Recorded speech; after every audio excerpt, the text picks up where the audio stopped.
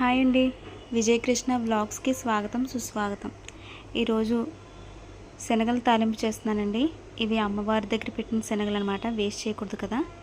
అందుకు శనగలు బాగా వాష్ చేసుకొని అందులో తగినన్ని నీళ్లు పోసుకొని ఉప్పు వేసుకొని చిన్న మంట మీద బాగా ఉడకబెట్టేసుకోండి. కుక్కర్లో పెట్టుకున్నట్లయితే నానబెట్టిన శనగలు కాబట్టి 2 విజిల్స్ తెప్పించుకోండి. శనగ బాగా ఉడికింది అనడానికి నొక్కితే మెత్తగా అయిపోవాలి. అలా అయిపోయాక తాలింపు సామాన్లు శనగపప్పు, మినపప్పు, ఎండుమిరపకాయలు, ఆవాలు, జీలకర్ర, ఇంకా కరివేపాకు ఇవన్నీ హీట్ అయిన ఆయిల్లో వేసుకుని బాగా వేయించేసుకోండి. మనం ఇది బాగా వేగిపోయాక మనం ఉడకబెట్టుకున్న శనగలు ఉన్నాయి కదా, అవి వేసుకుని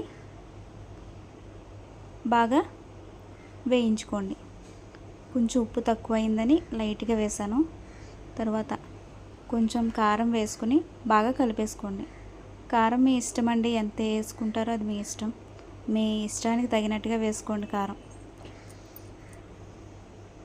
కొంచెం పచ్చివాసన పోయేంత వరకు బాగా వేయించి తీసేసుకోండి. మరిన్ని టేస్టీ రెసిపీస్ కోసం లైక్ చేయండి, షేర్ చేయండి, ఇంకా సబ్స్క్రైబ్ చేయండి.